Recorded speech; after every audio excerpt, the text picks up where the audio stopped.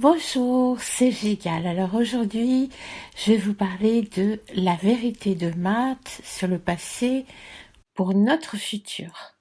Alors la vérité sur l'histoire du passé, comme vous le savez, c'est un sujet très chaud tellement il est lié à un politiquement correct, c'est-à-dire aux intérêts économiques, hégémoniques de certains pays dirigeants et qui varient d'ailleurs selon les pays, les époques et je dirais même les égos de certains. Ajoutons à cela que la mémoire humaine est courte et que lorsqu'on ne falsifie pas l'histoire pour des intérêts souvent inavouables, on oublie tout simplement certains faits et événements, c'est moins gênant. Bon, ça, évidemment, c'est un résumé un peu simpliste, mais qui vous explique bien ce dont il s'agit. Mais en agissant ainsi, on commet des crimes et encore plus aux yeux des anciens Égyptiens suivant l'énergie de Math. Pour rappel, en ancienne Égypte, Math est l'énergie déesse. Hein, je préfère dire énergie parce que c'est pas, pour moi, comme je vous ai expliqué plein de fois, Nature n'est pas une traduction Dieu, déesse, mais énergie. Donc Math est l'énergie, pour les anciens Égyptiens, dont la fonction est d'empêcher le chaos, Isfet, car elle représente l'ordre cosmique qui doit régner aussi sur Terre, un ordre caractérisé par la véritable justice, la vérité et le droit. Le chaos est une chose que les anciens Égyptiens abhorraient, car source d'énormes problèmes, pénurie, faim, maladie, guerre, et surtout, lien avec le divin coupé. Donc pour eux, protéger la Math était de la plus grande importance, mais ce n'était pas tout, et ne nous y trompons pas, on ne parle pas d'un simple maintien d'ordre établi, mais celui de la vérité et de la justice dans toute sa splendeur, un équilibre vraiment solide pour le bien de tous. La vérité et la justice dans sa grande dimension. Les anciens Égyptiens avaient déterminé les causes du chaos Isfet. Pour eux, c'était relié à des perturbations atmosphériques. C'est intéressant, hein, parce qu'en ce moment, on voit bien qu'on a des perturbations atmosphériques. Car pour eux, l'équilibre du climat dépend bien de nous. Et si aujourd'hui, étrangères qui pouvaient être aussi des maladies, les pénuries et la détresse d'un pays. Alors on peut dire que en ce moment, on est un peu en plein dedans. Alors, que faire pour rétablir la Math? Il y a les 42 lois, les 42 principes de Math qui dateraient au plus loin que l'on puisse remonter pour l'instant à 2925 ans avant Jésus-Christ, car on en a les preuves sous le pharaon Ménès après l'unification de l'Égypte dans des papyrus funéraires qui mentionnent donc ces 42 lois de Math, c'est-à-dire plus de 2000 ans avant les 10 commandements de Moïse, qui d'ailleurs ne pouvait pas les ignorer puisqu'il avait été éduqué en Égypte. Alors, les 42 lois de Math d'abord, car tout dépend de chacun de nous, disaient les anciens Égyptiens. Alors, il y en a que vous connaissez déjà. Je vais vous lire très rapidement les 42, mais on va s'attarder en fait sur deux principes principaux. Alors, je n'ai pas commis de péché, je n'ai pas commis de vol avec violence, je n'ai pas volé, je n'ai pas tué d'homme ou de femme, je n'ai pas jeté de nourriture, je n'ai pas volé d'offrande, je n'ai pas volé les énergies, je n'ai pas menti, je n'ai pas emporté de nourriture qui n'était pas à moi, je n'ai pas maudit, je n'ai pas fermé mes oreilles à la vérité, et ça c'est une des choses dont on va parler. Je n'ai pas commis d'adultère, je n'ai pas fait pleurer quelqu'un, je n'ai pas ressenti de chagrin sans raison. Ça, c'est intéressant. Je n'ai pas agressé quelqu'un, je n'ai trompé personne, je n'ai pas volé de terre à personne, je n'ai pas été quelqu'un qui espionnait, je n'ai pas accusé faussement quelqu'un, je n'ai pas été en colère sans raison, je n'ai pas séduit la femme de personne, je n'ai convoité aucune autre femme, je ne me suis pas polluée moi-même, je n'ai terrorisé personne, je n'ai pas désobéi à la loi, je n'ai pas été exclusivement en colère, je n'ai pas maudit l'énergie divine, je ne me suis pas comportée avec violence, je n'ai pas causé de perturbation de la paix, je n'ai pas agi à la hâte ou sans réfléchir, je n'ai pas dépassé mes limites de préoccupation.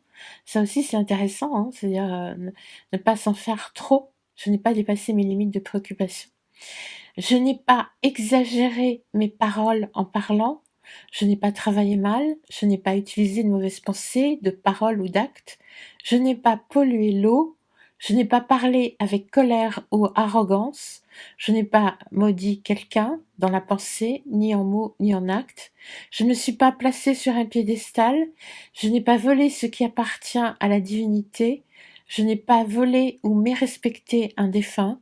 Je n'ai pas pris de nourriture à un enfant. Je n'ai pas agi avec insolence. Je n'ai pas détruit la propriété appartenant au divin. Alors, il y a de quoi faire, comme vous voyez, hein, c'est à méditer. Mais dans ce podcast, j'aimerais qu'on se concentre sur le principe 11.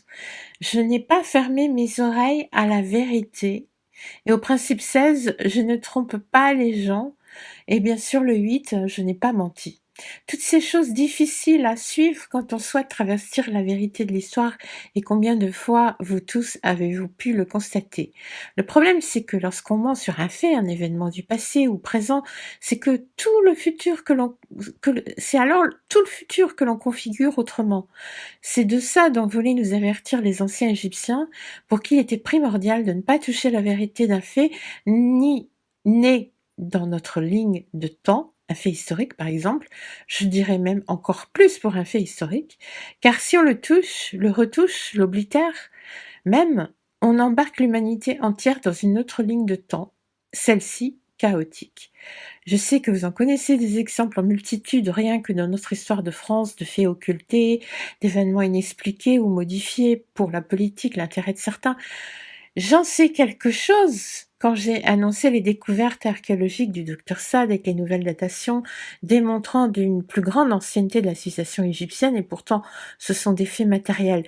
Beaucoup ont voulu, en m'attaquant, oblitérer ces découvertes réelles. C'est pour cela que l'archéologie est si importante avec ses découvertes matérielles. Et donc aussi, malheureusement, par conséquent, est une cible politique à ceux pour qui ces découvertes déplaisent.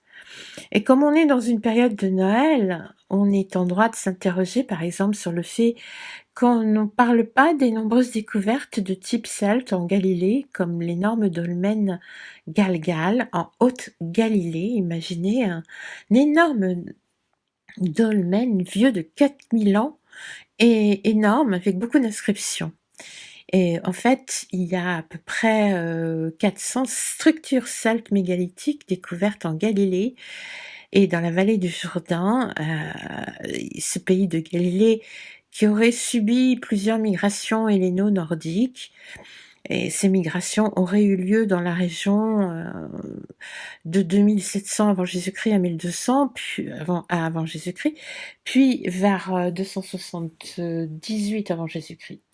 Cette Galilée qui serait devenue terre des Galates et autres tribus.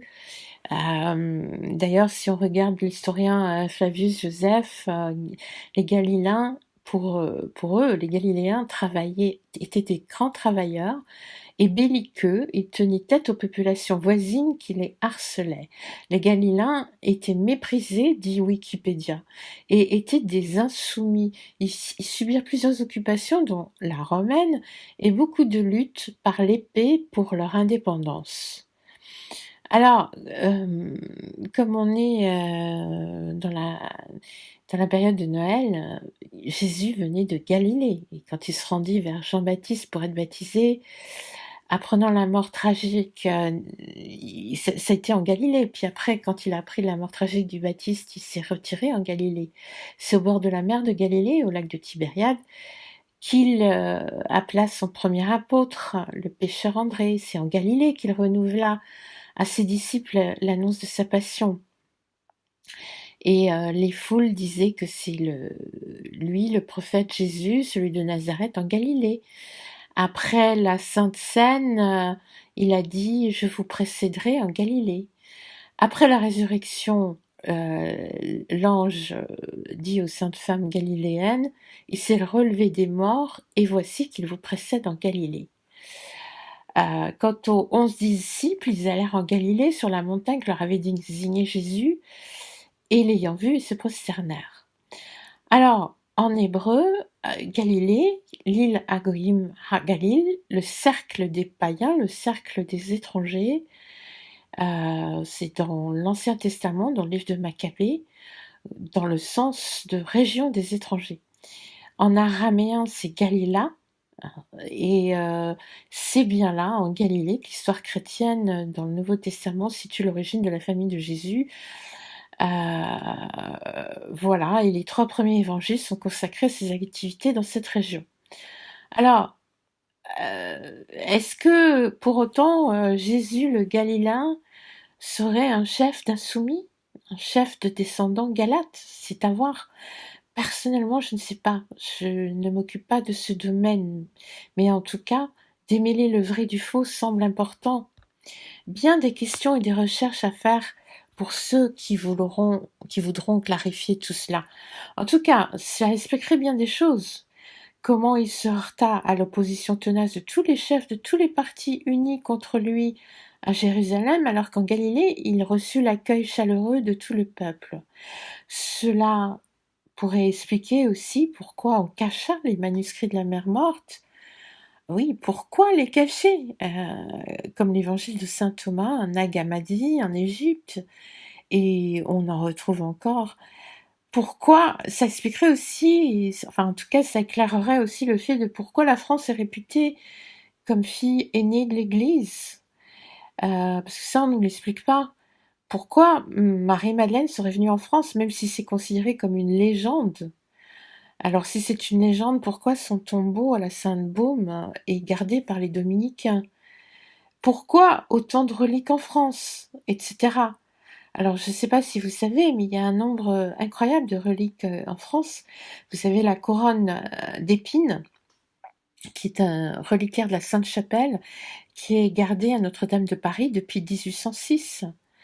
Vous avez, alors Saint-Louis l'aurait rapporté en France, et chaque premier vendredi du mois, il y a des prières qui se font sur cette couronne d'épines. Vous avez la Sainte Tunique de Jésus exposée tous les 50 ans à la basilique Saint-Denis d'Argenteuil, qui aurait été cette tunique portée pendant le calvaire. Vous avez la coiffe de Cahors, restée à Jérusalem 800 ans, puis donnée à Charlemagne, qui l'a remis à l'évêque de Cahors. Elle est à la chapelle Saint-Gobert de Cahors. Et le célèbre égyptologue Jean-François Champollion, qui en 1844 eut l'occasion de l'examiner, confirma que le tissu était fait de lin d'Égypte et était caractéristique des premiers siècles du christianisme. Il y a même une conservatrice du patrimoine qui est spécialiste de la sainte coiffe et qui explique que les traces de sang retrouvées sur le tissu sont à rapprocher de celles présentes sur le linceul de Turin. Des concordances étonnantes sont observées et cela laisse penser que le même homme a pu porter les 2 linges. Bon, je vous passe les détails, mais c'est assez intéressant. Et que de mystère. Ensuite, vous avez aussi un morceau de la Sainte Lance qui était à la Sainte-Chapelle, mais qui a disparu pendant la Révolution. Et puis vous avez le Saint Mort ou le Saint Clou de Carpentras, qui est une attache faite avec un clou qui aurait attaché la main droite du Christ sur la croix et qui aurait été retrouvée près de lui pendant la crucifixion par Sainte Véronique, qui aurait été gardée à Constantinople puis retrouvée à Carpentras. Et vous trouvez d'ailleurs ce Saint-Cloud dans le blason de la ville. Voilà. En tout cas, Le chemin de la vérité est bien ardu, bien long, comme vous pouvez le voir, d'une extrême complexité. Et plus que jamais, l'équilibre de la maths égyptienne, vraiment, nous est nécessaire. À très bientôt. Merci.